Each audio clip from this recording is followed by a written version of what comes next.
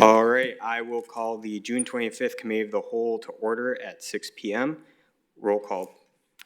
Alderperson Bellinger. Here. Alderperson Boris. Here. Alderperson Close. Here. Alderperson Decker. Here. Alderperson Heidemann. Here. Alderperson Lefebvre. Here. Alderperson Menzer. Here. Alderperson Mitchell. Here. Alderperson Perella. Here. Alderperson Rust. Present. There are 10 present. Thank you. All right, please join me in the Pledge of Allegiance.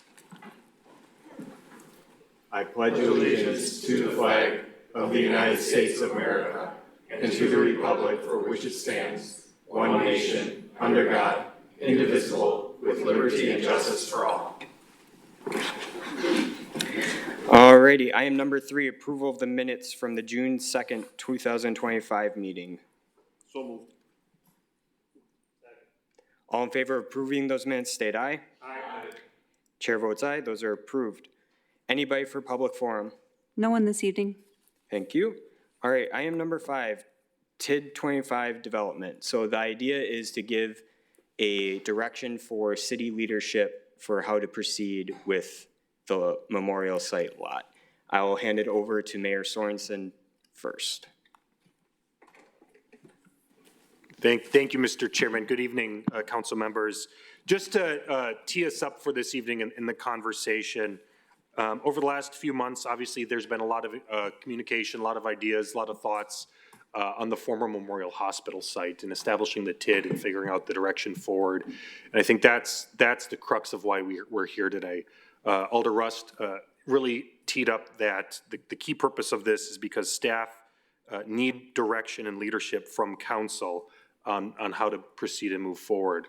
The current development agreement that has been crafted at the direction of the Common Council in its current form as well. And over the past few weeks, many new ideas have arose. So tonight we're going to have those conversations to figure out how we can address our community needs and make sure that we're contributing to the urgent need of housing in our community as well. So staff all across the board, from engineering to city administration to planning to finance and even fire, have been working on this initiative.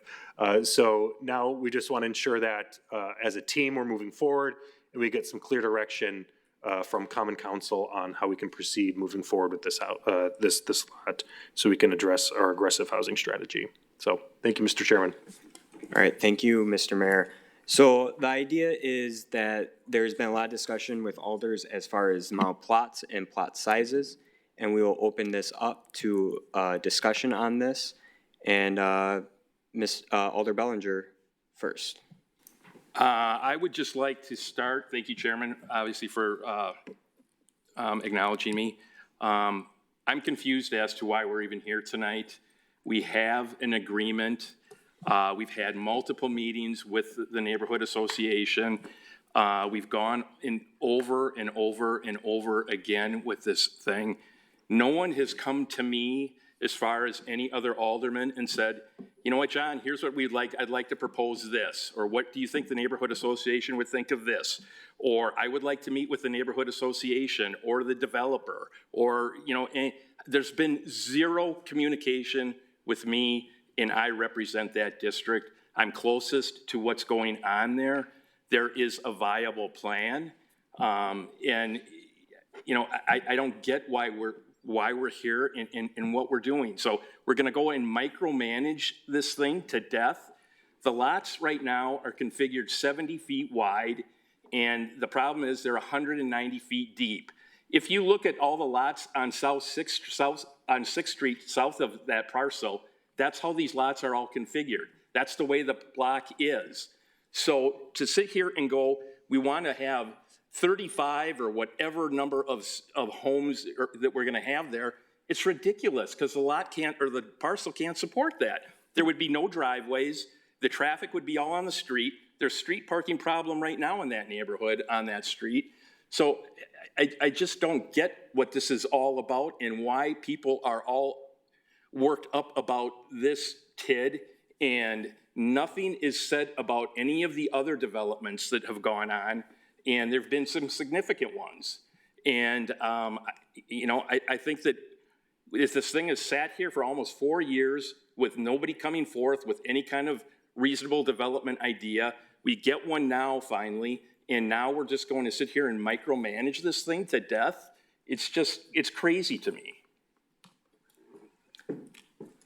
Thank you, Alder Bellinger. I was asked by multiple members on this council to hold this meeting to discuss lot sizes because they did not feel comfortable because they were not part of those decisions in those committee meetings. And I understand that they could have brought them up in a council meeting, but with the limit of only 2 times per item you're allowed to talk on, they didn't feel quite comfortable in that setting talking about it. So I decided to have this committee of the whole to allow members who don't feel comfortable in that situation to share their thoughts more freely in that way. So if there's anybody else who would like to speak, Alder Bors. I completely respect the fact that, thank you, Chair. I completely respect the fact that we don't specifically, the other alders don't specifically represent this district, but I think representing the city, we do have to have not just the neighborhood's specific wishes in mind, but we also really need to consider what's going to be best for our citizens as a whole, because this particular development could affect other people who are interested in buying homes in that area. And if it is a limited number of opportunities to do so, it limits it for the entire community.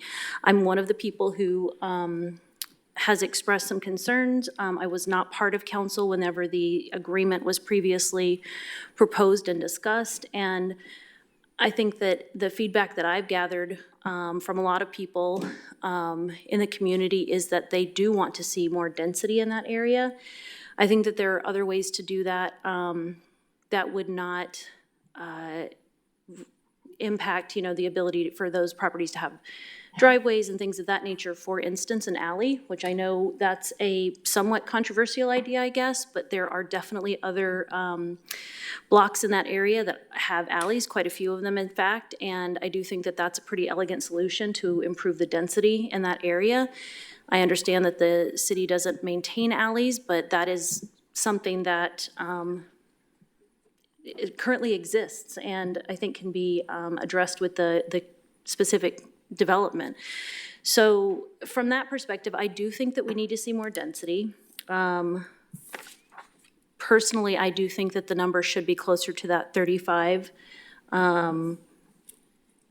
plot range.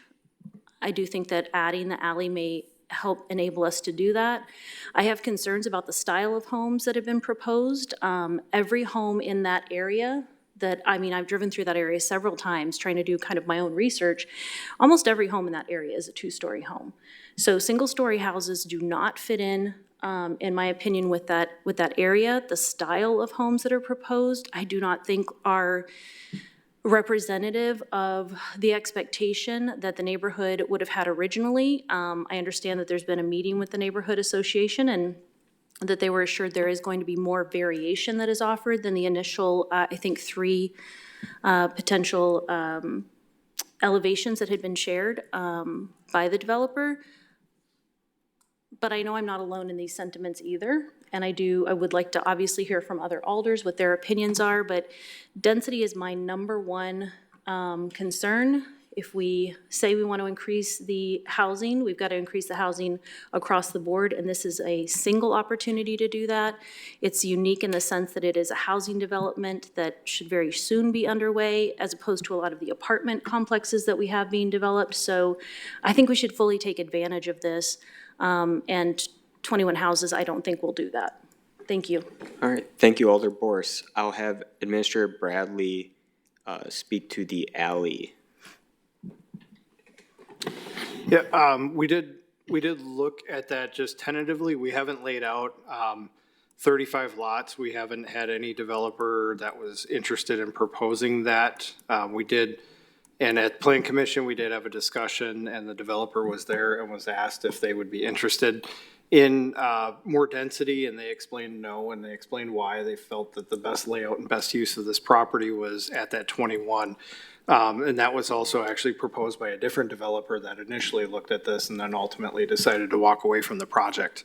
One of the concerns we have with an alley we've kind of discussed internally, and I can defer to Kevin if he's got any more to add. This does not actually go all the way through. So you're actually gonna take buildable space away when you run the alley through to connect back, or you're gonna have a dead-end alley. So, either way, you're gonna be creating some turns in there that have an alley, which is gonna make it even harder to maintain and to traverse through there. So, those are just some of the concerns with an alley. Obviously, I know one of the initial discussions was, putting home access off the alley. We don't maintain alleys, so that would not be a viable option in and of itself. So narrowing it up and having alley access to garages in the backside, is definitely something that could be considered and looked at, but I think you'd be looking at a different developer, so it'd be starting all over if that's the route you wanted to go. Alder Boris. Do know that one of the concerns is that there is a developer who's currently interested. I understand that there has been a lengthy process to try to get someone interested in the property. I don't want to discount that completely, but I also feel like with the TID already being in place at this point in time, it changes the dialogue from a developer perspective with our ability to potentially attract people who may not have been interested previously. And so, from that perspective, it's not marketing it in the exact same way maybe as it had in the past. So that's something that's already been secured. It's not an unknown at this point in time. And, I just think that that should also be taken into consideration. Thank you.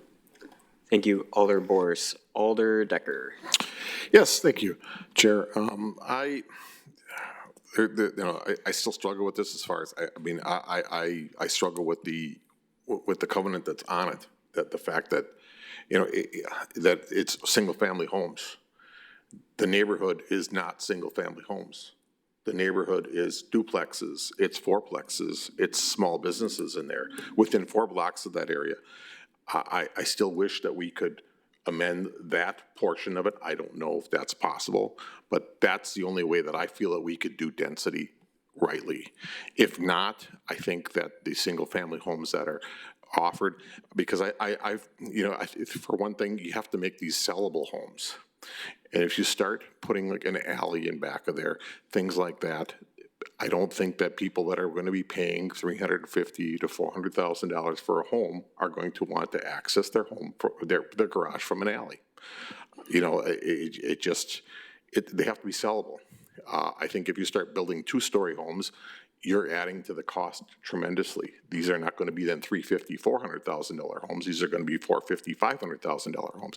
Unfortunately, that's the nature of the beast right now. Building is expensive, much more. You can't build your same home anymore. At the cost that they are. I personally live in a Cape Cod. Nobody's going to buy a Cape Cod a brand new Cape Cod.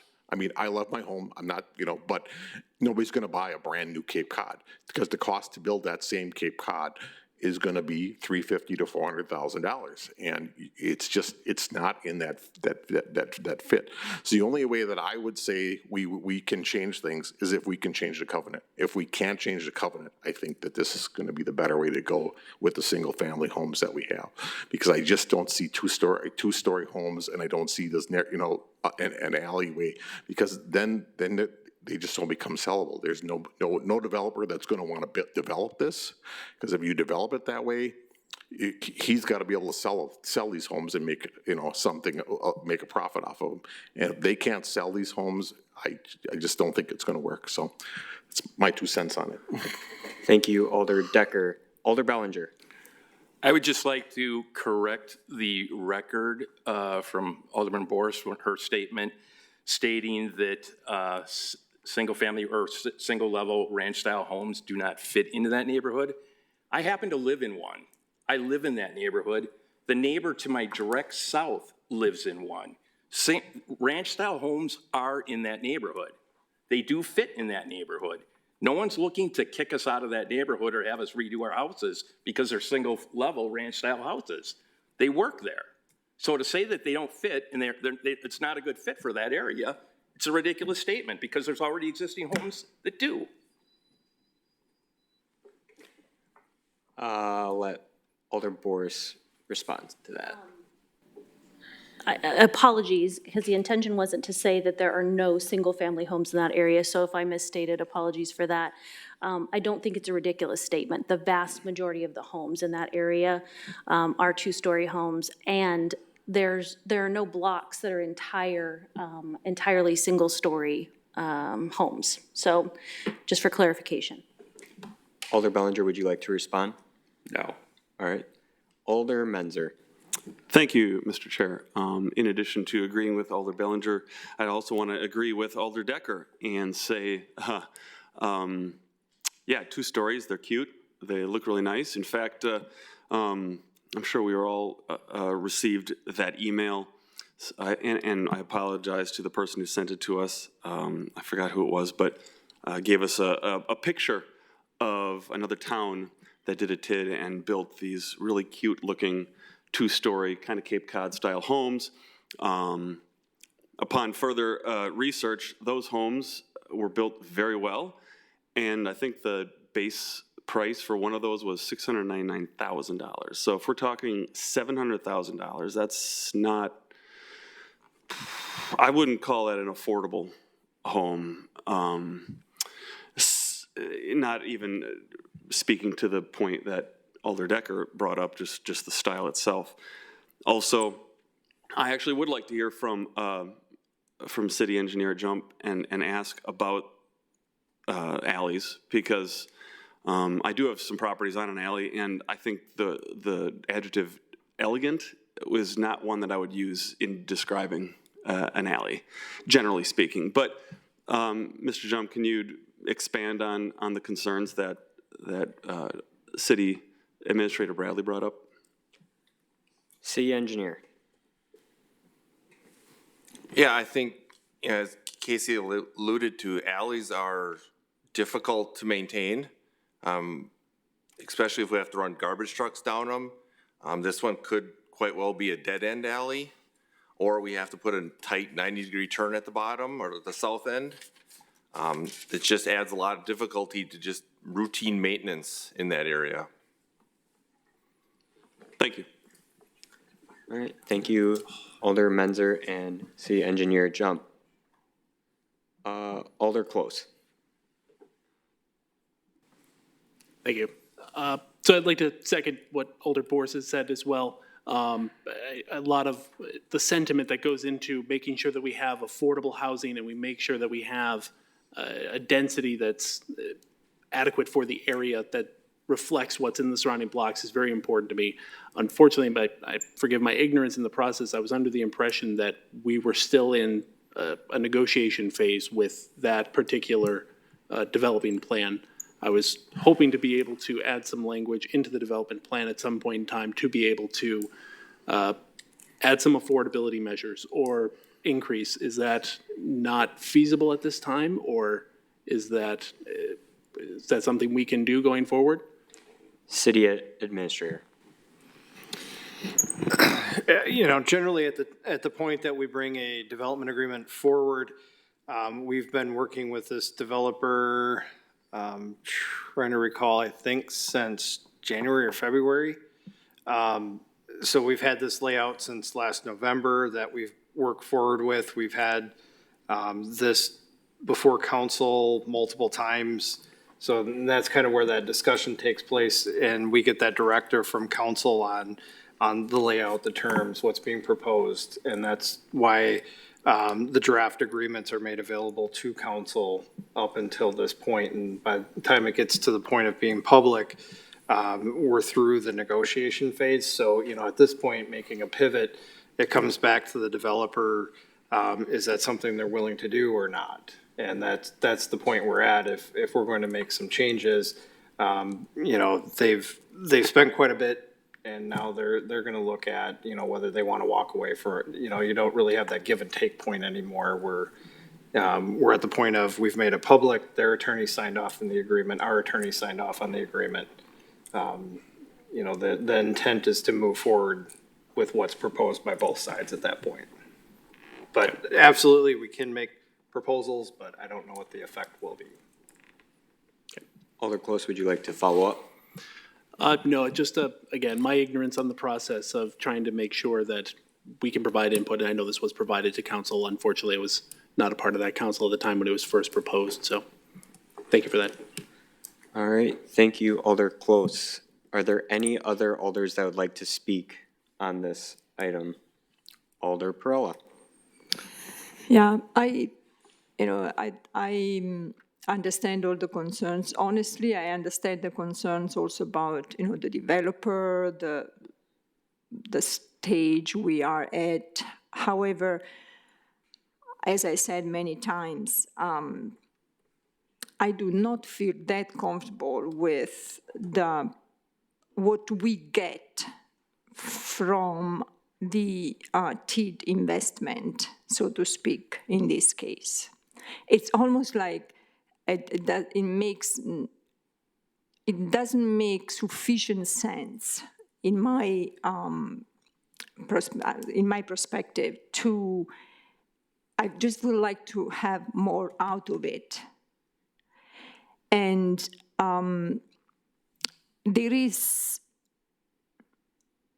I agree with colleague Burrs about the fact that we speak a lot about making more housing available, more density.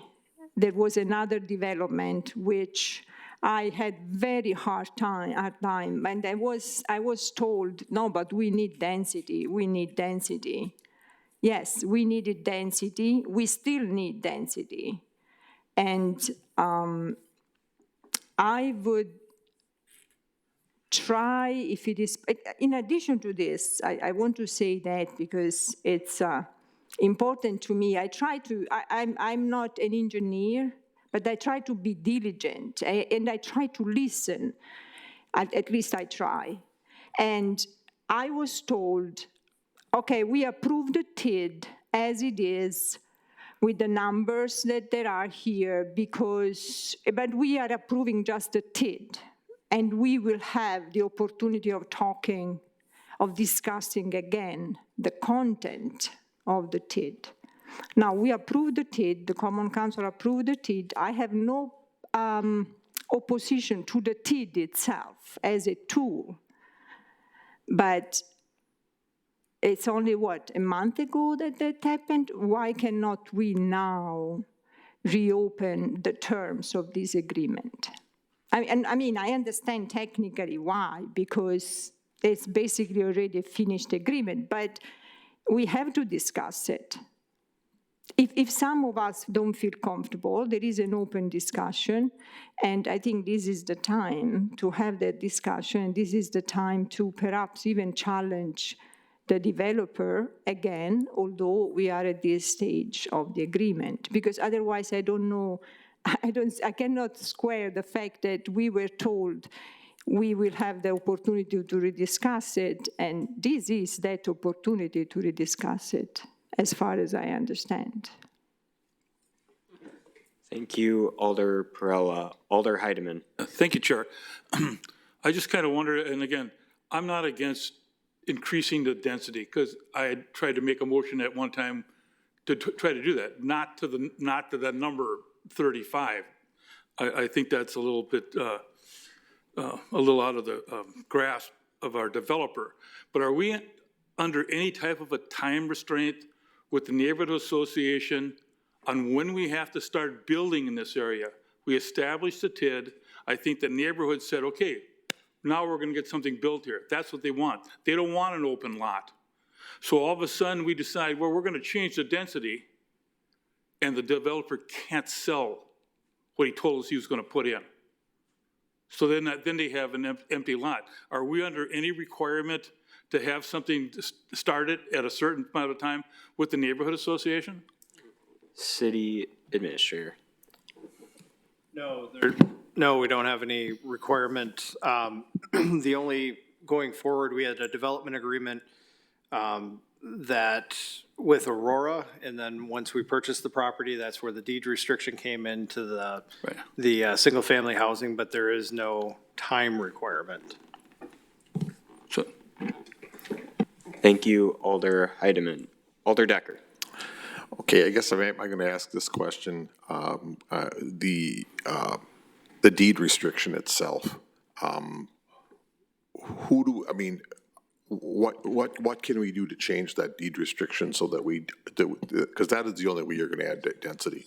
Is it possible to change the deed restriction? Why are we, I mean, because who would we talk to? Who would we, I mean, we talk to the neighborhood association? Do we have to talk to Aurora? I mean, who put the deed restriction on? Or is it our own personal deed restriction that we put on it? I guess because that, to me, that is the only way you're going to increase the density on that, is to change the deed restriction. Without changing it, I don't think you can do anything. And if we can't change the deed restriction, I think that to go away from this developer, I think is a very risky move, or to go away from their proposal, because if we don't have this developer, we are going to be sitting with nothing, and we are not going to have a development, and the next thing you know, 5 years from now, we're gonna still have an empty lot. 10 years from now, we're gonna have an empty lot. And that's my fear. That's my biggest fear, is to see that, because I've seen it in other areas of the city where we've had problems, so. Attorney Majerus. Thank you. I'm trying to pull up the deed restriction right now.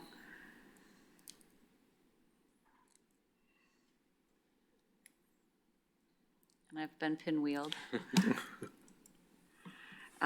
Maybe if conversation can continue and I'll come back on this one. I guess my question is can that deed restriction be removed? Deed restrictions can generally be removed as long as the parties that entered into it or their successors agree to it. Okay, I guess then we would have to see who the parties are. Yeah. Okay, thank you. We'll come back to city. Oh, same as chair. Parties that entered into it would be the city and Aurora, so we'd have to work with Aurora to remove that. I believe the folks that were involved from Aurora are no longer there, so I don't know. We'd have to work through to try to figure out who to work with on any changes of that. Alder Menzer. Thank you, Chair. In addition to the risk that Alder Decker brought up, and to that I agree, what other risks, Administrator Bradley, are there? Because you mentioned contracts and lawyers, right? And there's already been some invested money by the developer. Not only can they walk away, can they do other things potentially that could open us up to some other risks? No, all of our development agreements are contingent upon council approval. Oh. So they're assuming some level of risk. It's the bigger fear of, we've had a couple different developers that have looked at it. Mm-hmm. Like I said, the initial developer had a similar 21 lot layout. Mm-hmm. We're seeing that this is kind of the layout that seems to be most comfortable. Now, if we get into a higher density, I know, a number of different designs from around the state, different price levels of, everybody's saying, look at this, look at that. Like the one from Thiessenville where houses are right on top of each other. That is not matched the neighborhood. That is not the style, let alone the $700,000 entry price into those types of homes. They don't fit. So it comes back to, and that's why we had this, is what direction do you want us to go? If you do want to go with more density, then we're going to have to work with the developer to come back and propose that. It's not as if the city's going to lay out lots and say, this is how we want it developed. We have to find a developer willing to do that. Right. So, at Plan Commission, the developer was asked by Plan Commission if they would be willing to add more lots. They said no, this is what they felt was the ideal layout for their development type. So, we're kind of at a position, if that's the route council wants to go, then we need to work with, or try to find other developers to try to do that. Right. Yes, thank you. No, my question was simply just the clarification on the whole contract thing, and I appreciate that and want to, again, emphasize and agree with Alder Decker and other sentiments that have been spoken that I don't know if we should risk losing this developer, and I think we should move ahead as it was already planned, so thank you. Thank you, Alder Menzer. Alder Mitchell. Thank you, Chair. On the topic of the deed restriction, I guess whether it's inescapably legally binding or not, I would have issue with the fact that the city made it a pretty clear commitment that it was going to do single-family housing on this site. Yes, as we continue to talk about this, looking at that site, the absolute best use for it, could multifamily perhaps have been better? Sure, that's certainly a reasonable point to make. But at the point that the city has made a commitment, there should be a good faith effort to actually live up to that commitment, even if we don't necessarily agree with it, with the benefit of hindsight. We can't be a good partner with our residents, with our businesses, with contractors, if we don't stand behind a commitment that's been firmly laid. Okay. Thank you. I guess I would just like to answer up on that. I guess I kind of disagree a little bit, because when it was first proposed to us as a council, it was that the construction would be consistent with the neighborhood. The single-family homes got kind of tossed in later on. And I'm okay with staying consistent with the neighborhood. I mean, within a block of that, there's a fourplex. Within a block of that, there's duplexes, duplex side-by-sides. So I don't think that putting duplexes and fourplexes on that, I mean, I'm not saying that they have to put 1 or 2 fourplexes, a couple of duplexes mixed in with some single-family homes, I think would be a better mix to the neighborhood. It would actually be more similar to the neighborhood than what it is. And I still think it's within the spirit of what we originally talked about when we originally did it.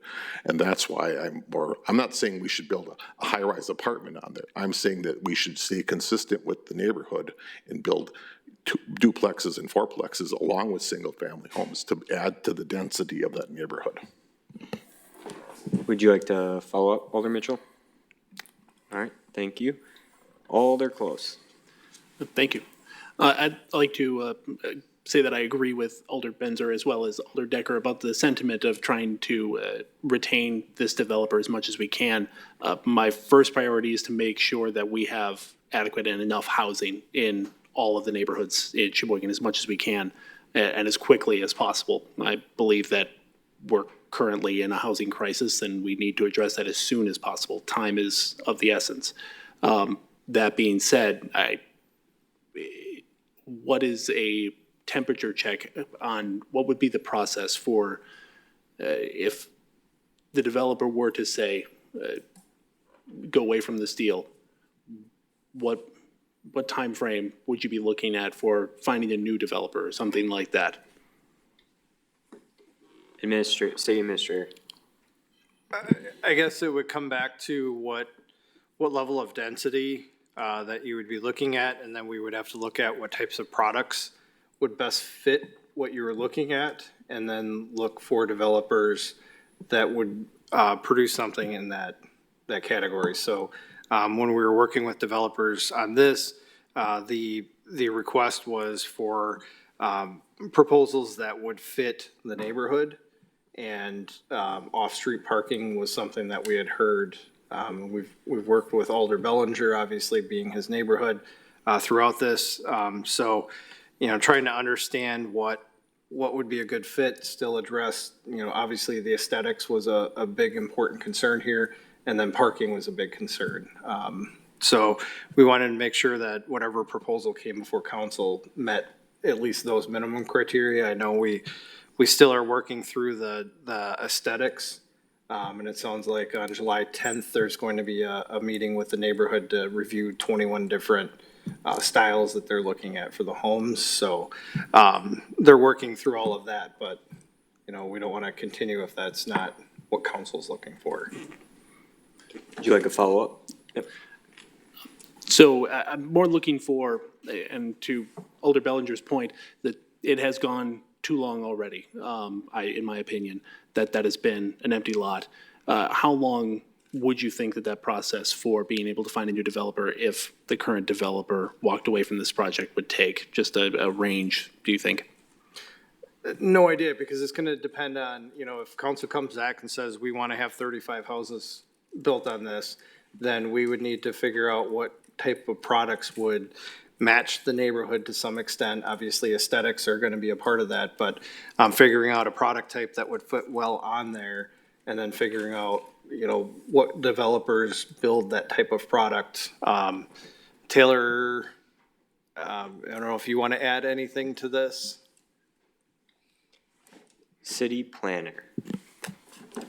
Yes, so I think to echo Administrator Bradley's point is that this is such a unique ask that to find a developer that can fit that need would be extremely hard. And there's no way to identify some sort of time frame with that. It could take months, it could take years. It just truly depends. This is a very unique element just because there's so many different factors when you think of the deed restriction, when you think of the, concerns that the council has been echoing. Would you like a follow-up, Alder Close? Nope. All right. Thank you. Thank you. City Attorney. The corporate entity that entered into the agreement with the city is still viable, so we could negotiate with them regarding the deed restriction. There would be no guarantees. All right, thank you. Alder LaFave. So we have no idea if we want to get more density, how long it would take to get a new developer. We don't know if we could even find a developer that could make it more dense. That would mean that that property remains undeveloped. We lose our property tax that we would be generating. And all of this should be taken into consideration before we make any kinds of decisions here. Do we need to go with the plan that has been brought forth by the developer that we have right now? Can we afford to maybe shop around, find another developer? And would it be a good thing to go without that revenue for the city during all that time messing around with developers? I'm not sure. We're going to have some more discussion on this. All right. Alder Close. Just a clarification question. City Attorney, would you be able to read off what the deed restriction is? Is it, what is the specific restriction?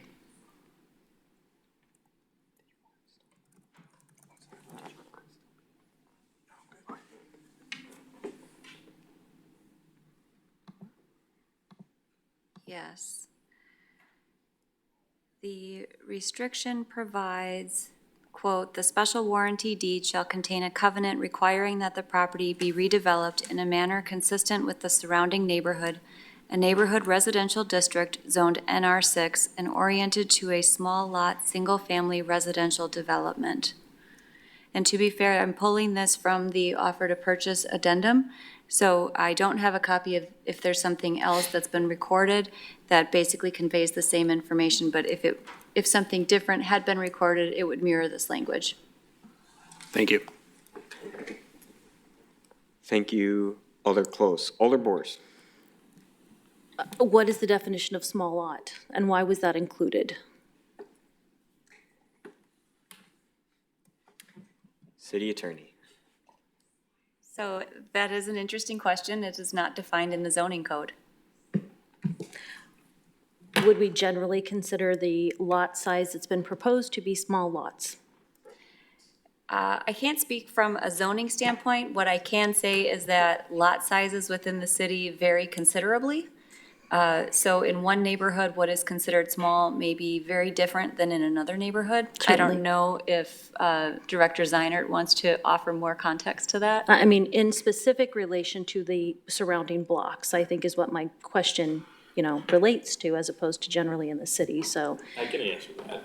I live there. Alder Bellinger. The 2500 block of 3rd Street has 2 houses on the whole block. My block that I live on, the 2600 block of 3rd Street, if 4th Street was punched all the way through and went to North Avenue, would only have 2 houses on that whole block too. So there are lots that are very large and there are lots that are very small. There isn't a general, cookie cutter, all the lots are the same in that neighborhood. There's multi-million-dollar homes in that neighborhood, and there's $100,000 homes in that neighborhood. I mean, it's a wide variety, and it's, you know, it's all across the board. So to say that, you know, I don't think there is a definition of what, you know, is a standard size lot in that neighborhood, because it's all across the board. Would you like a follow-up, Alder Boers? I just think it's an interesting distinction that would have been included in the covenant that does not seem to matter, frankly. I mean, in terms of how this development was considered. So single-family homes, yes. Small lot, questionable as to whether or not that would apply in this particular situation. I think by most people's standards, they're not small lots for what is proposed. And again, I go back to, you know, in the manner and style of, you know, the neighborhood, the new construction homes that are proposed are not in the manner or style of the neighborhood. So, you know, I still have the same concerns that I stated originally, despite the additional conversation that has happened, and I feel that nothing comes without any risk. I mean, every scenario has a certain level of risk. I don't know that anybody else has mentioned the fact that with the TID now in place and the TID being able to be used as a guaranteed instrument for development, marketing the property again, it's in a very desirable area of town. It's in an area that, or it's in a city that needs additional housing. Any struggle to sell the homes regardless of the price point, I don't think that there will be a struggle to do that. In the current market, the current temperature of the economy where we're at, we're seeing all over the place that there are struggles for people to buy homes because there just isn't the inventory available. So I still stand by all of those concerns. Thank you, Alder Boers. City Attorney. Thank you. The zoning code, again, does not define small lot, but for NR6 neighborhood, it says that the minimum lot size area shall be 6,000 square feet for a conventional single-family home. That minimum area is reduced to 4,500 square feet for a cluster single-family. Thank you. Thank you, Alder Lefebvre. My question just got answered. I had heard that the covenants had R6, and I had heard a statement for like R3. So I get it that it's going to be, it should be R6, so that is 6 residents per acre? Yeah. Director Zeiner.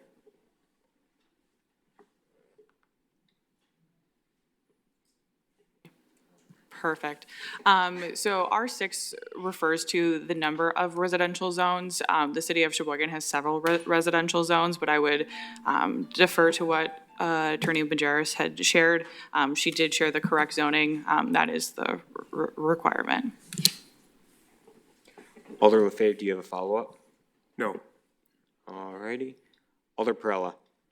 So I have some numbers that I was provided when someone trying to make the calculation of that neighborhood. And so I cannot swear that these are 100% accurate. However, what I have here is that of the Memorial neighborhood lot size count that was included in this calculation, the median size is 6,000 square feet, and the mean size is 7,120 square feet, whereas the proposed size gets to 14,000 square feet.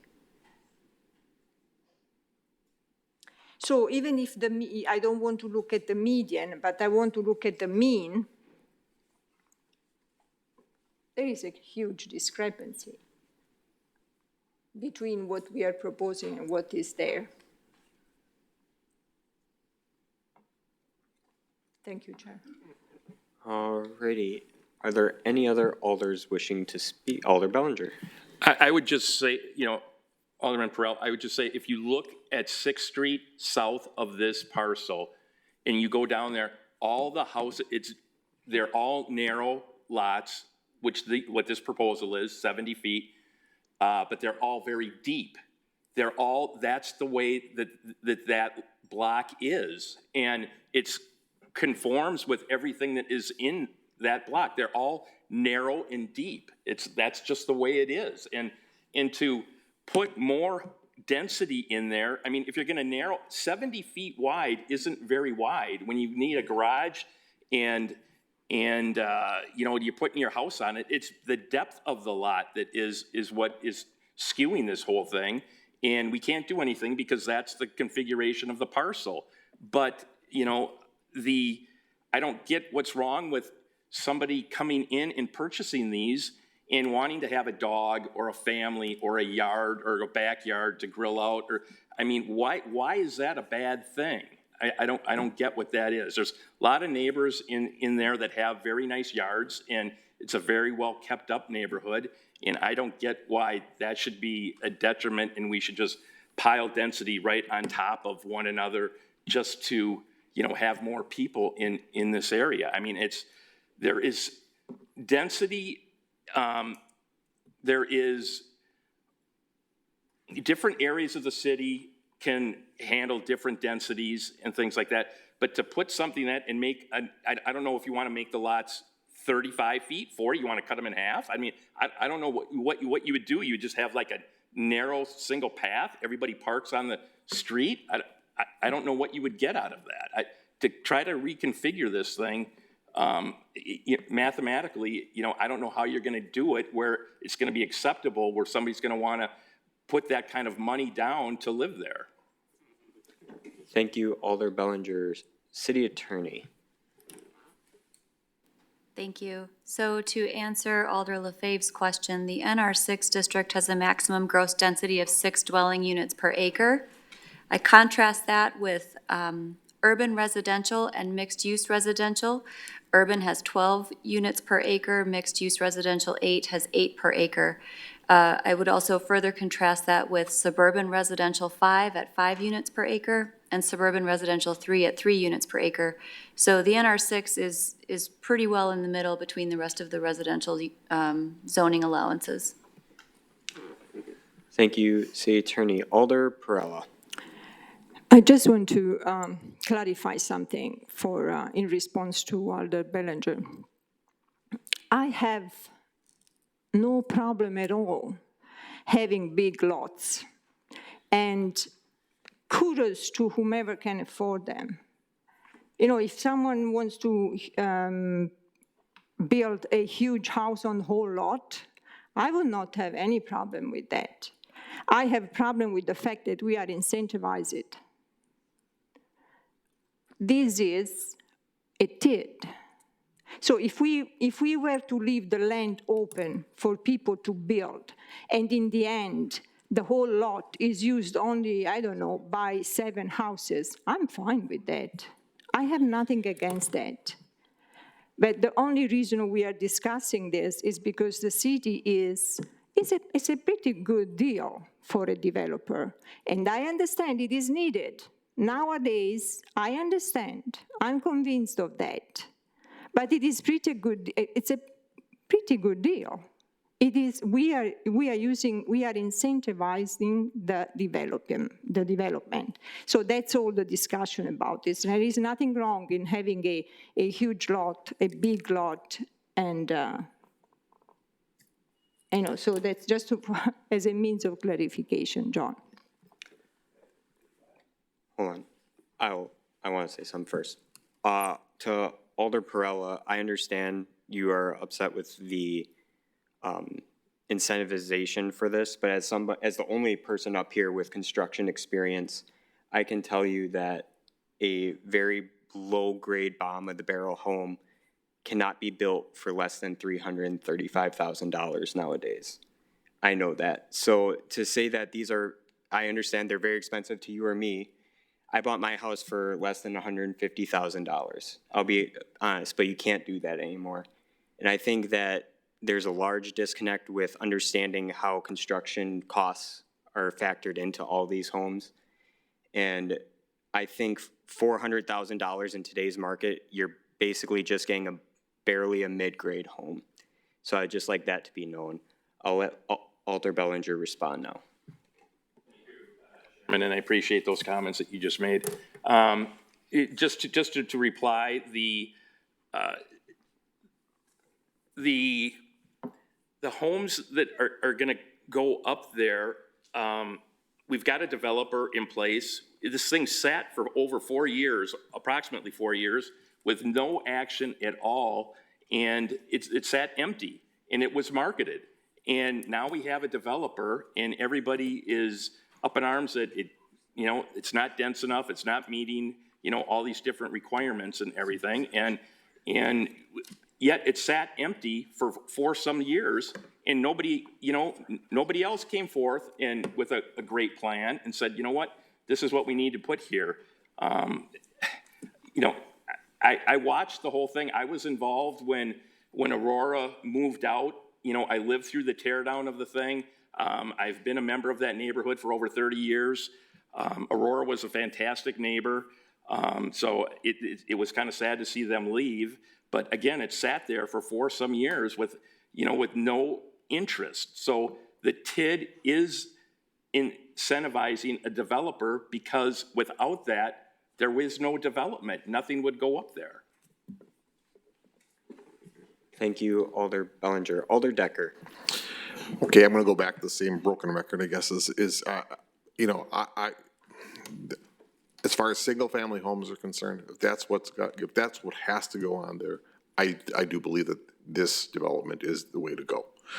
Because, like I said, you're not gonna get another developer to come in. I think to keep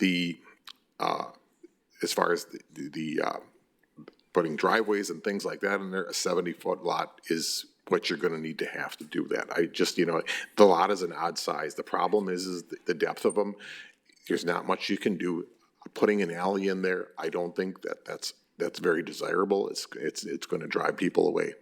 I still say, if we wanna change the density, the only way to if possible, if we can change the covenant, and we can put duplexes in there, you can do something to change the density somewhat. I don't think we're gonna make a huge dent into the density, but I think we can do something to change the density. So my suggestion is if we can change the covenant, if that's a possibility, that we do that. If we can't change the covenant, we go with this plan. Thank you, Alder Decker. Alder Bellinger. I'd just like to reply to Alderman Decker. I get your point, but if we change the covenant or pursue that action, I again concur with Alderman Mitchell, his comments that it's not a good look on the city's part that all of a sudden they want to renege on an agreement they previously made and want to change something, midstream. And then secondly, even if that does go through, now you might be throwing out the only developer that we've had, and they're not going to be interested, possibly. And then it's like you're starting over from square one, and then you're looking at, like Alderman Close said, his concern is the time frame that we're wasting time. We're throwing this thing right back to the beginning.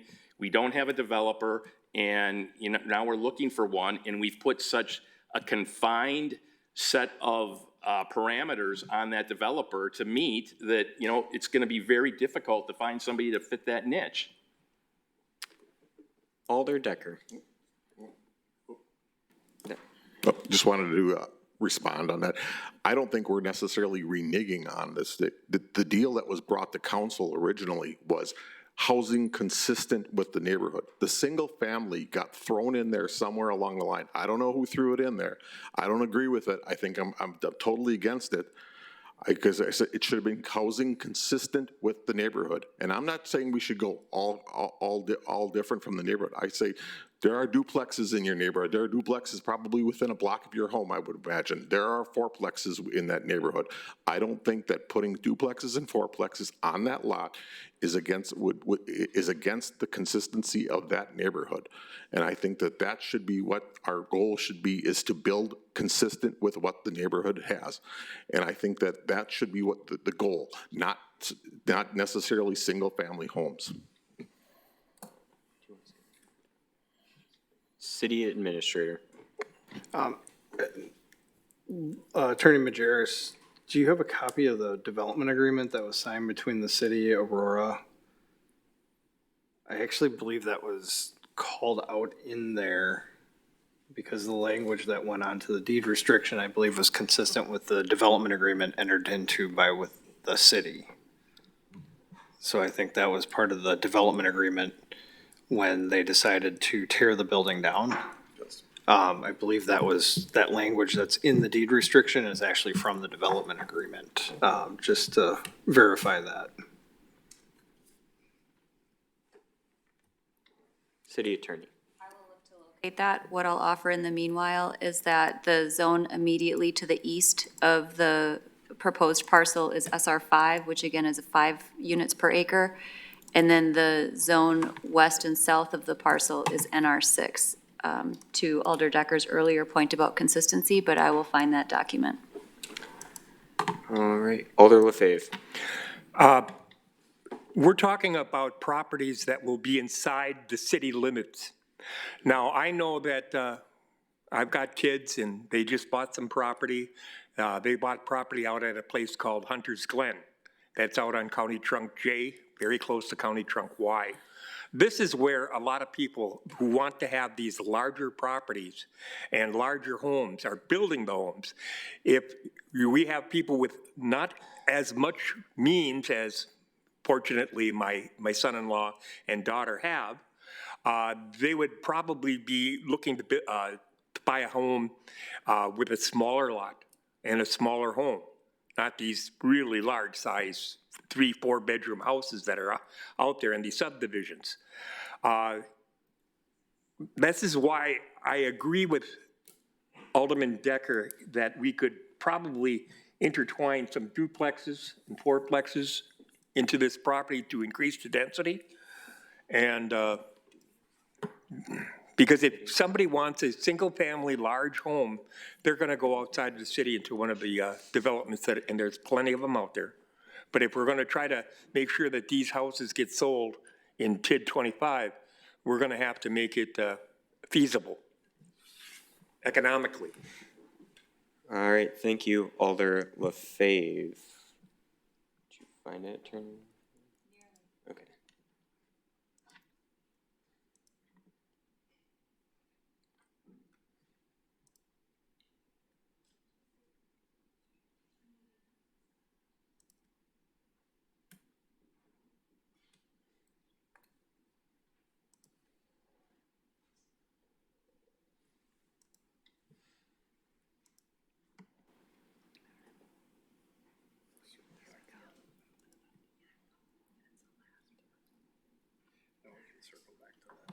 All right, is there anybody else wishing to talk on this issue as Attorney Majerus finds?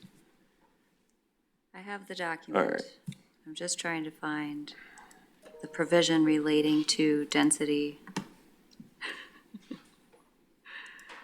I apologize for not having this pulled up in advance. I'll let Alder Mitchell. Thank you, Chair. Just general inquiry. So this discussion was framed as staff needs direction. Listening tonight, don't necessarily think that we've exactly given any sort of salient direction. Are there specific questions that need to be answered so that staff can continue their work?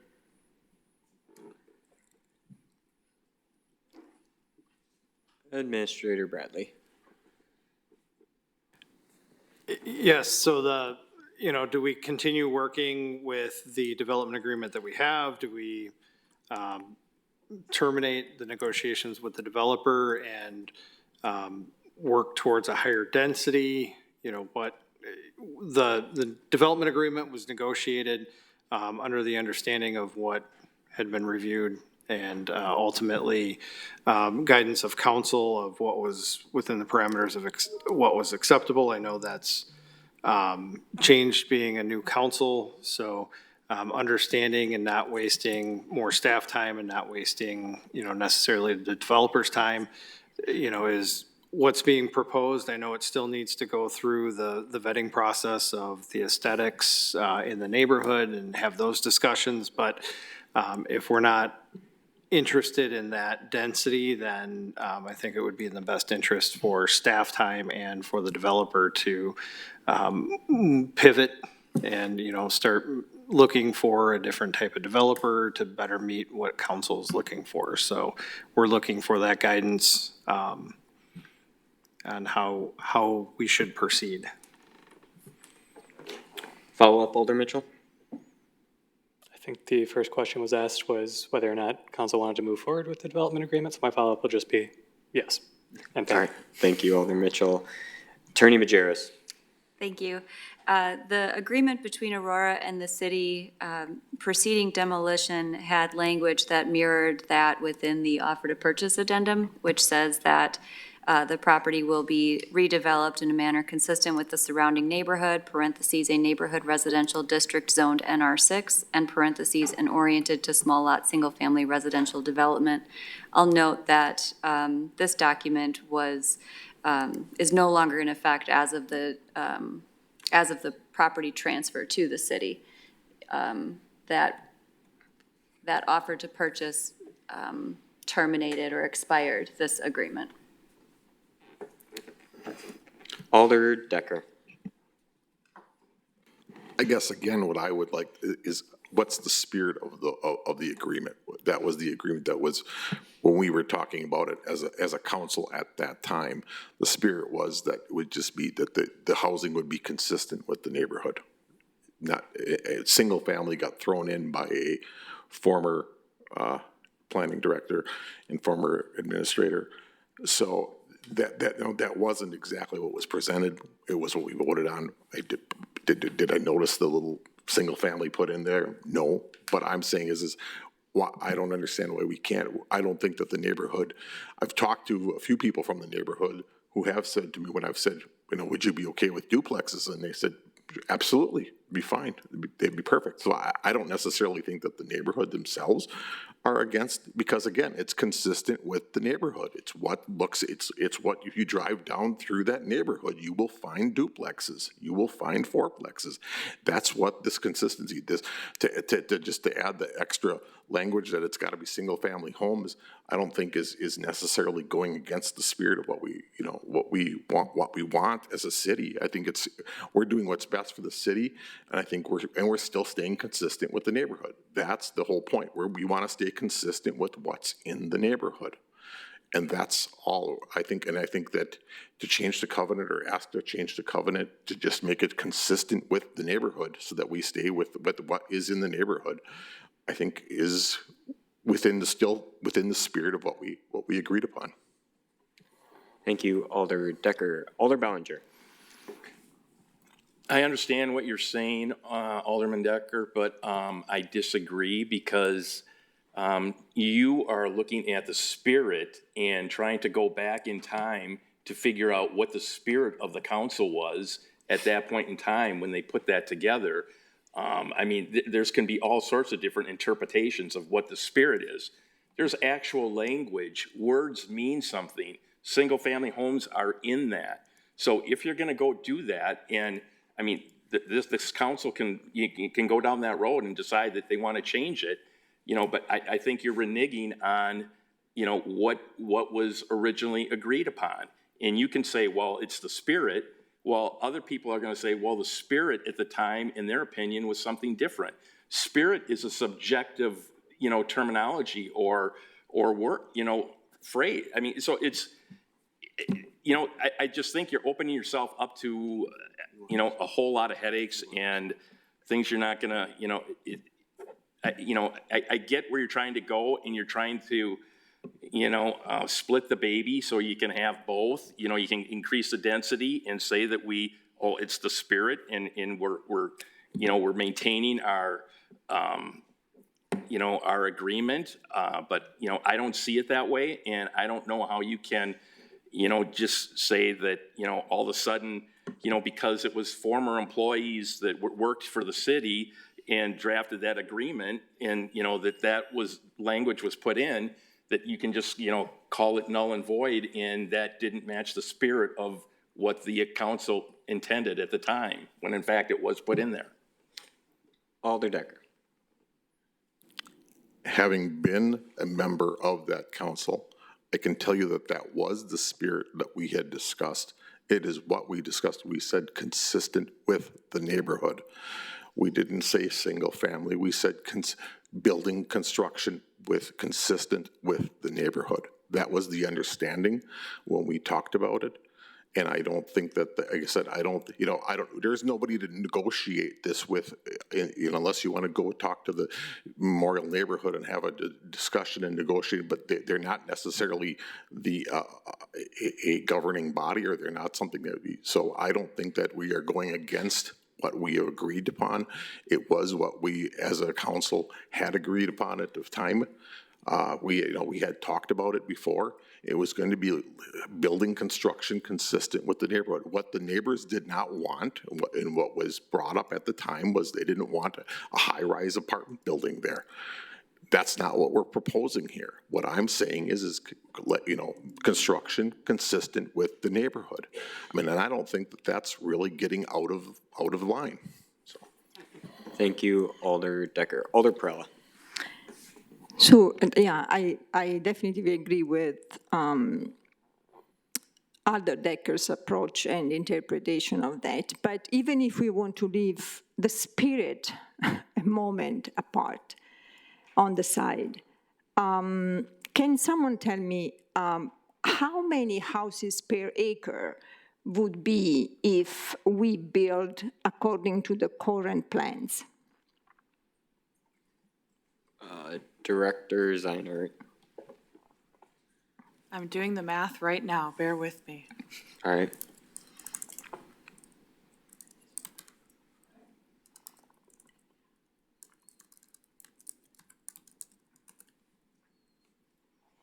It's gonna be a minute, so feel free to All call on right, someone else. we'll go to Alder LaFave for right now. Okay, I'm a 69-year-old gentleman, I hope. But I've lived in this town my entire life. And I can tell you that any neighborhood I ever went into for any of my friends, they had single-family homes, they had duplexes, they had fourplexes, no matter where you went, inside the city of Sheboygan, inside the municipal boundaries. Now, your question, like an NR3, there would be, that is literally 3 houses on an acre. And NR6 would be 6 houses on an acre. Now, I know that I have a actually fairly large yard where I live, a couple of houses north of 11th and Superior Avenue. And that's a pretty large lot. It's deep, like you said. It's kind of probably the same that's over in that area. But increasing the density by having, throwing in some of the duplexes and fourplexes and stuff like that, it's not going to be that different than most of the neighborhoods inside the boundary of the municipality of Sheboygan. This way we could get that extra density, and all we'd have to do is make sure that whatever the language was for the agreement is followed, but to make it more like an R6, I believe, because that's an awful lot of property inside the center of the city. We just need houses to support a family. We don't need mansions on there. And I agree, probably the moderate cost for a house being bought is probably about $300,000. I'm pretty sure that's correct. I would for a brand new home, yeah. Yeah, I would ascertain I know what his job is. He knows what he's talking about. So we need both. We need to get we need to get this rolling, and we need more, a little bit more density. And if we can do that by having some more duplexes or fourplexes or whatever, I'm sure that that they can find some way of doing that inside the plan that they even proposed. So I asked Attorney Majerus about NR6 if it is the maximum per that lot. for an NR6, and she gave me an answer that I think the council should know about. Thank you. So for an NR6 neighborhood, the 6 units per acre is the maximum gross density. If we look at SR5, which is the other zoning district to the east or to the north of the parcel, the maximum gross density is 5 units per acre. So to be consistent with the neighborhood, NR6 would be the densest opportunity. You would have to increase the zoning to a mixed residential 8 in order to increase the maximum to 8 units per acre. Thank you, Attorney Majerus. Director Zeinart, do you have an answer? Liz took care of it for me, so. All right. I will go back to Alder Perla. Do you have any question following up? Yeah, so, no, I'm sorry, I didn't get the answer. Yep. Thank you. Thank you, Chair. Yep. Meaning, if according to the plan that we have right now in the paper, in the works, how many residences or units we would have per acre? Director Zeinart. That was the question. So how many units would we have per acre with the agreement that's currently being discussed? The engineer and I had discussed, and we believe it's 3. 3. Very good. Thank you for confirming that. That's what I thought. So since we want to adhere to the deed and the language of the deed, the language of the deed refers and reflects exactly R6. So if we want to adhere to the language of the, not even at the spirit, but the language of the deed, why shouldn't we think of R6 as our goal? It may not be R6, it could be R5, it could be R4, but why shouldn't we try to get closer to adhere to the language of the deed? How come we are not concerned with that when it comes to R6? Does anybody want to take that one? All right, I'll let that one hang as city. Does anybody want to answer that question first?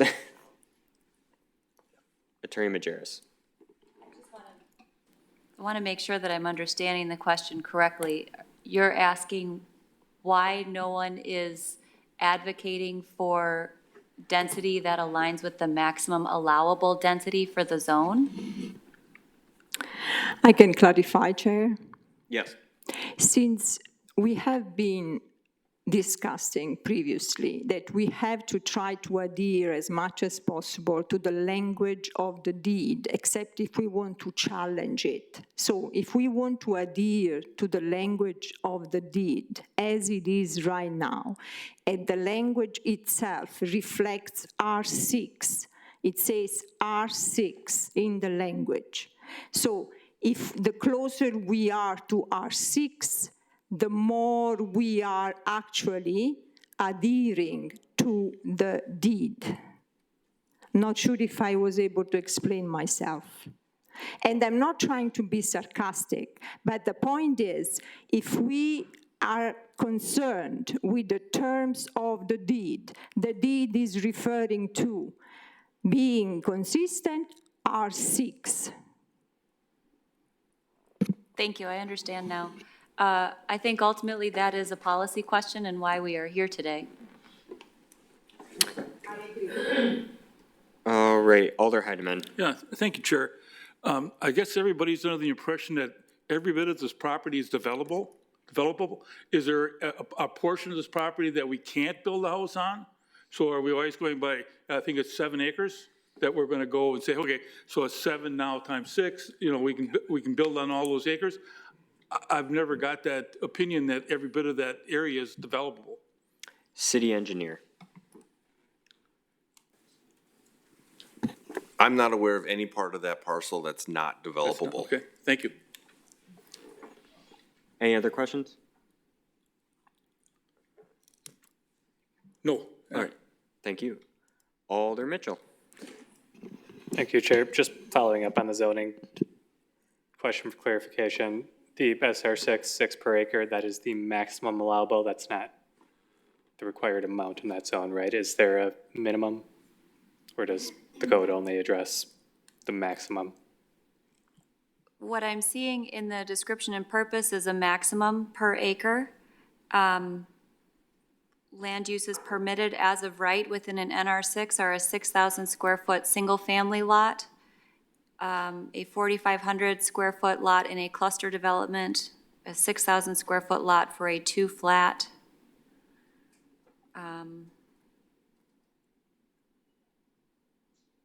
I'm not seeing opportunities for apartments being contemplated within this zone. Does that answer your question, Alder Mitchell? It does. I guess just a quick follow-up, since we've been talking about the shape of this block for a while and the fact, if we look at the square footage of the lots, it might be a larger number than we think optimal, but if we look at the actual dimensions of them, I think 70 feet's been repeated as average width quite a bit. So if we wanted to get to 6 per acre from the 3 we have, double the amount that we have,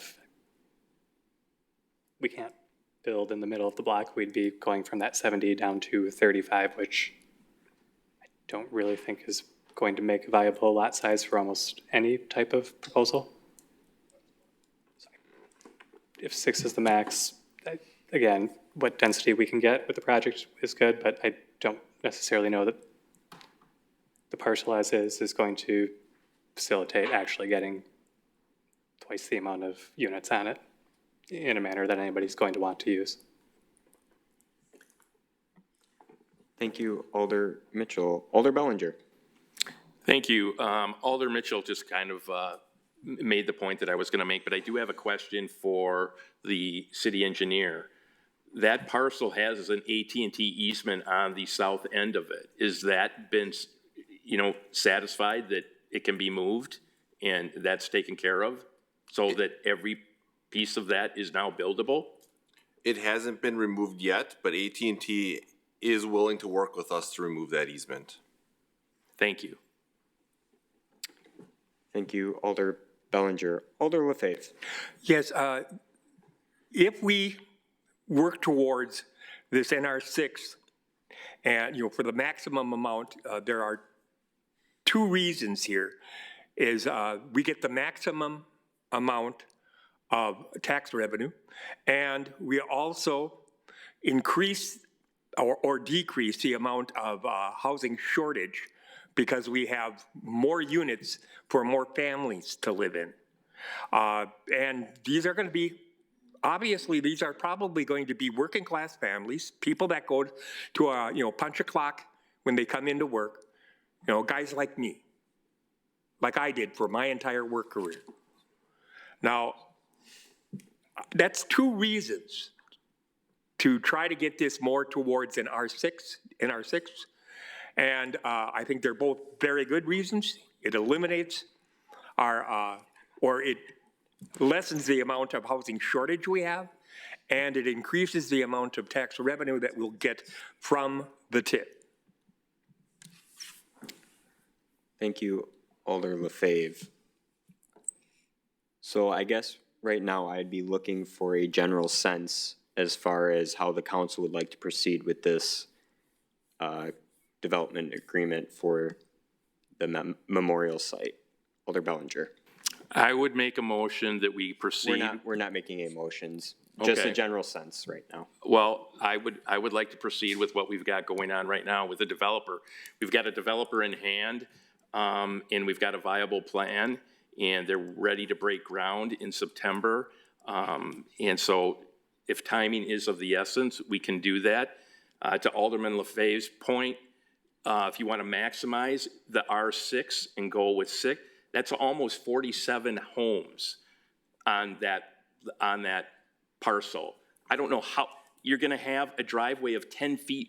It's going to be dividing that up. I can't see how anybody could divide that parcel up to get that kind of density for single-family homes on that parcel. There's no way, the way that thing is configured, that it is viable to do that, where it would be anywhere near attractive for anybody to put, more than $100 down to live there. I mean, it's crazy to think that. So, and if we go that way, that's fine, we can do that, but then you're throwing out the developer, you're starting from scratch, you're losing the essence of time. and you're starting completely over. So I would move, or I would recommend that this body keeps moving forward with the developer that we have. Thank you, Alder Bellinger. Alder Decker. Yes, thank you, Chair. My proposal would be to attempt to change the covenant so that we can change the covenant so that we can add duplexes, fourplexes, and single family. That is the only practical way to do it. I mean, as far as if we cannot change the covenant and it has to be single family, I don't think it's practical to try to put that many homes on that area because of the fact that if you narrow those lots too much more, you're just not going to be able to have driveways. You're not going to be able to have, and you need off-street parking in that area. I'm guessing that area, you definitely need off-street parking. That's just, you're going to create such a problem with the street. The street's narrow. I think you're going to have all kinds of problems without that. So my proposal is to change the covenant and to try that way. And if we can't change the covenant, then I would agree with Alder Bellinger. Then I would go with the original plan because that's the only way you're going to get a sellable, practical home on those properties. Thank you, Alder Decker. Are there any other wanting to speak? Alder Bors. Agree that I would also like to see the covenant adjusted to allow duplexes at a minimum, potentially fourplexes as well, which would help increase, obviously, the density in that area. 42 homes actually would be the maximum amount if we were looking at R6, probably 41 because it's just slightly under 7 acres. And I don't think anybody's suggesting or proposing that we should try to get to that level. I haven't heard anybody mention that, but I don't think we should walk away from the developer, but I do think that we should reopen negotiations with them if we can get approval for the duplexes at a minimum as additional housing opportunities for that area and potentially just for some additional density. I don't think that 21 homes in that area, we know, I don't even want to say, I don't think, it is not consistent with the zoning and the surrounding blocks. So additional homes added to that at this point, if we were able to add 5 houses, I mean, that's a move in the right direction. Let's push for some additional density. Let's see if we can get duplexes in there. That's where I would land at this point in time. Thank you. Thank you, Alder Boris. Alder Lefebvre. Maximum amount for an R6 would be 42 units inside of that property. I don't think there's anybody up here that's wanting to do 42 units. I think the number should be somewhere in the neighborhood of 30 to 35. And that would give plenty of room for driveways, especially if you take a look at the way that a lot of driveways are. They go around the side of the house and then into the backyard a little bit, just a little bit of a turn in the driveway. Now, I don't know, but like that's most of the houses I've ever seen in Sheboygan. That's how their driveways are. We would, like I said before, we would be getting more density. That means more tax base. That means more houses out there to house people, so our housing shortage gets a little bit minimized. That's not going to do all of it, but there's another day to discuss that. But I think that's, again, let's check out the covenant. See if we can change that from only single-family homes, that we could get a portion of them to be duplexes, whether they're side-by-side or top and bottom. A lot of the neighborhoods inside the city of Sheboygan have those already. That's what most of the neighborhoods are.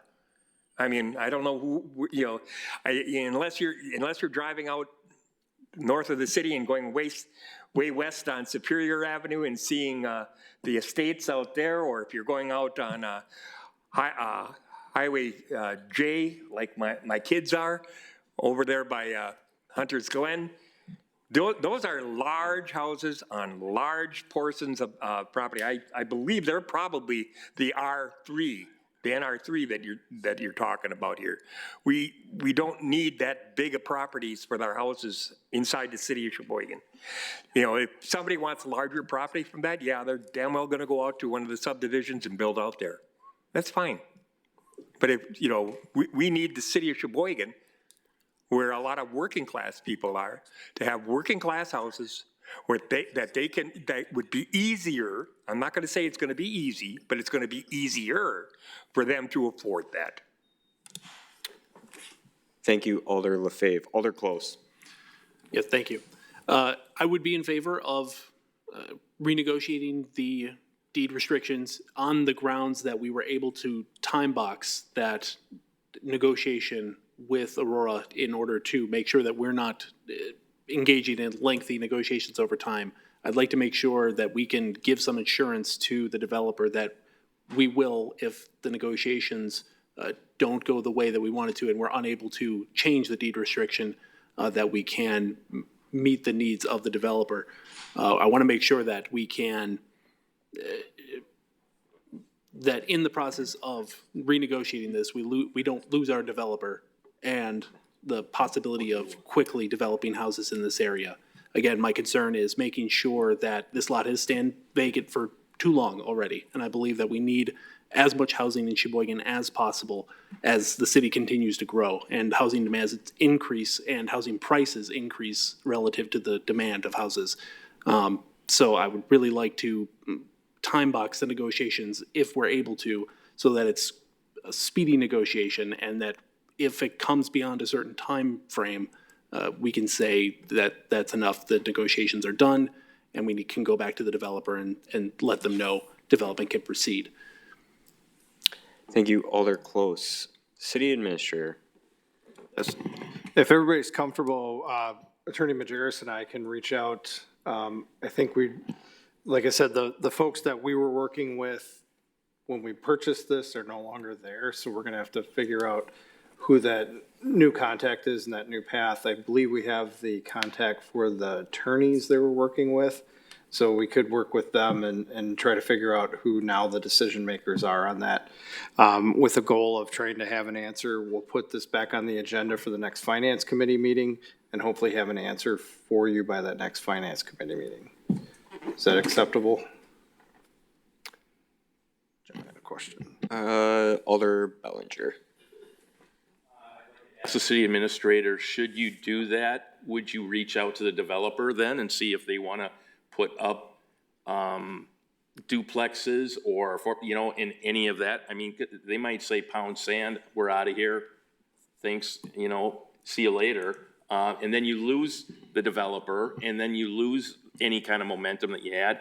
And the idea of breaking ground in September is gone. So then you're into, at a minimum, you're into next year sometime. You know, I guess you know, before we go down this road, I would like to say, you know, what's their tolerance for any kind of change? Do they have any or not? And to see, you know, what this is going to lead us into, what the ramifications are going to be.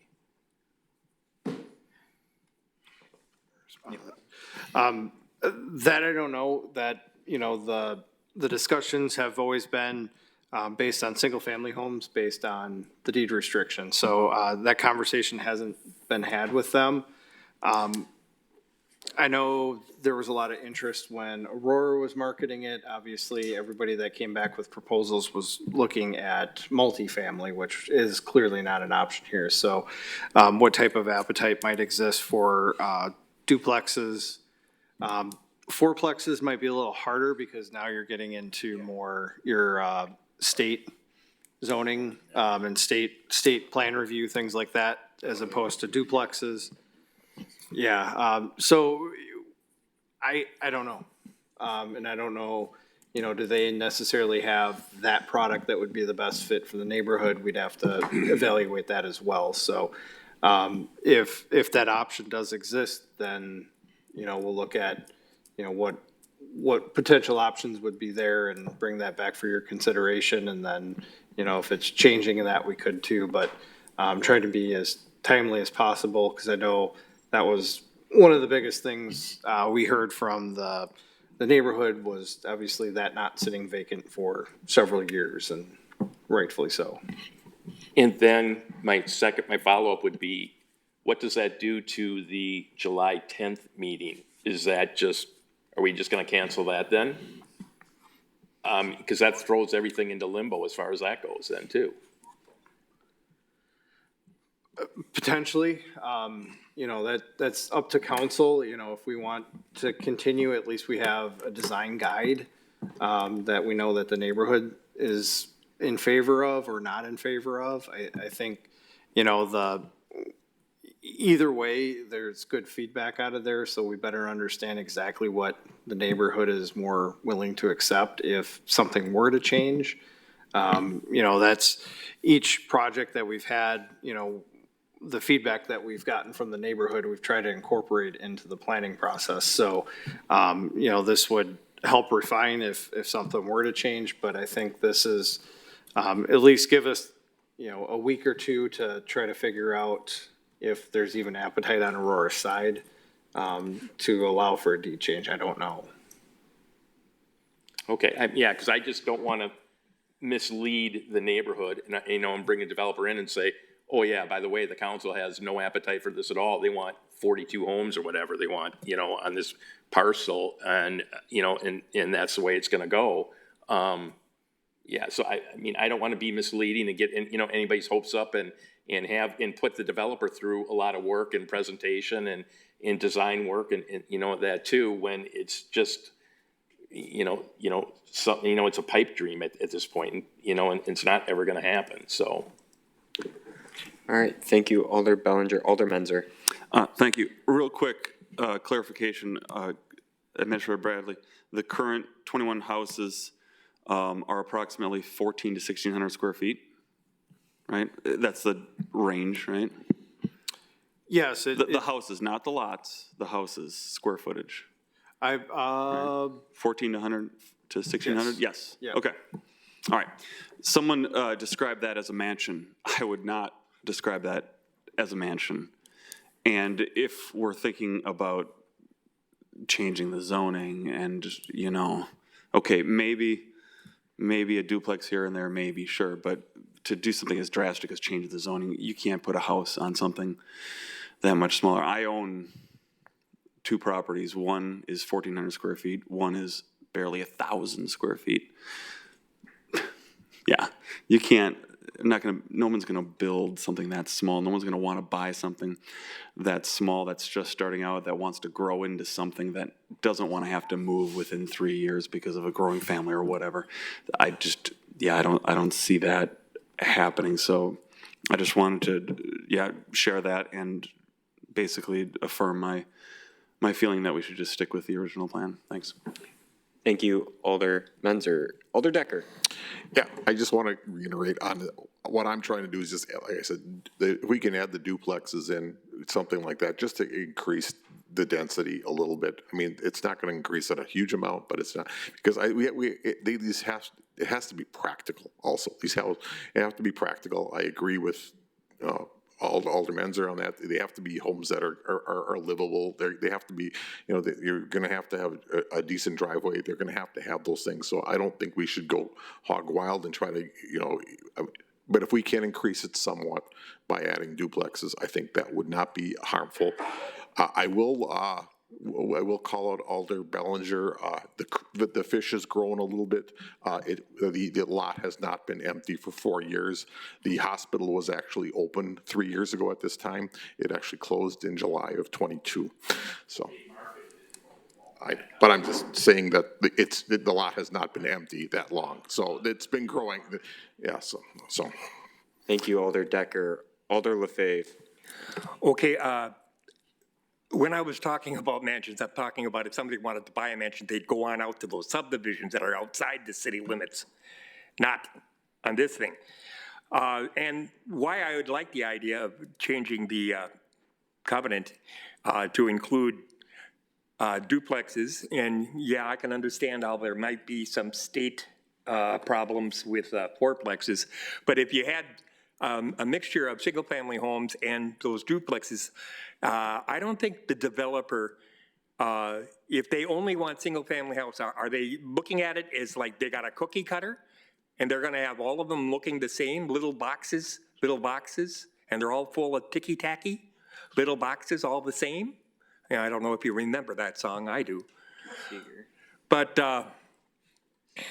if you had a couple of, duplexes in there, the shapes of the houses would be different. And if you go through a neighborhood, one of the nice things about some of our neighborhoods in Sheboygan is the diverse kind of styles and the houses that are in our neighborhoods, especially our older neighborhoods. They're really, if you ask me, maybe this could be a point of argument with some people. I don't think there's a bad neighborhood in the city of Sheboygan. Not really. Not really.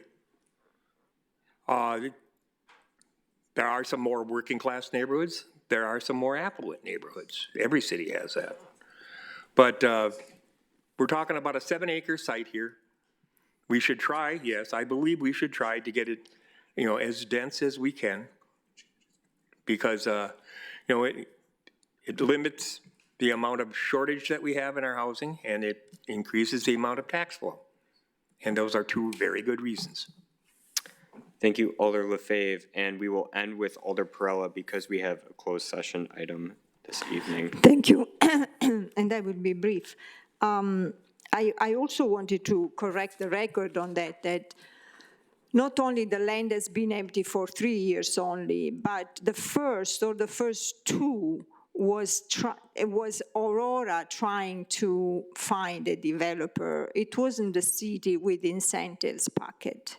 So it was marketed by Aurora on their own without incentives. So I wouldn't know exactly how long, but perhaps we have been, as a city, doing it only for a year and a half. And that's it. Then, lastly, I wanted to add, because I want to prevent disinformation publicly, nobody here said that there should be 42 houses on that lot, okay? I don't want this information, the way that it came out now, to be disseminated, because that would be misinformation. So we said that we would like to see more than 21 houses, possibly more than 30. Nobody said 42. Thank you. All right. Thank you, Alder Perella. I am going to move us on to item number 6, Alder Decker. Thank you, Chair.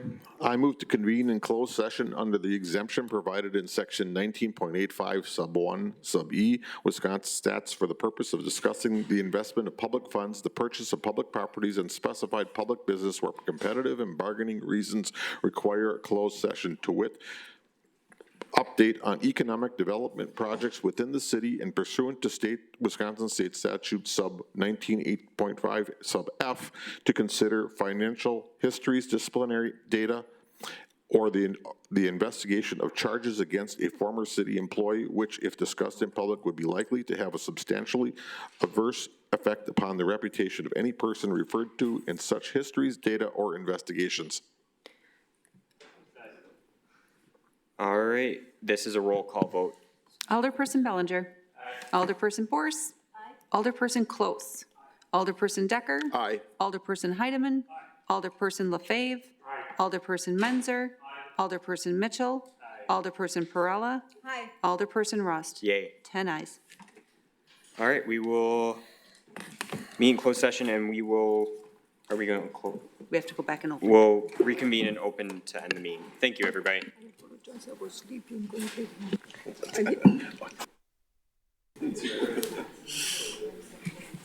All right, we will do roll call to reconvene in open session. Or we need a motion to reconvene in open session. I make a motion to reconvene in open session. Second. All right, that'll be a roll call vote. Alderperson Bellinger. Alderperson Bourse. Alderperson Close. Alderperson Decker. Aye. Alderperson Heidemann. Alderperson LaFave. Alderperson Menzer. Alderperson Mitchell. Alderperson Perella. Thank you. Alderperson Rust. Yay. 10 ayes.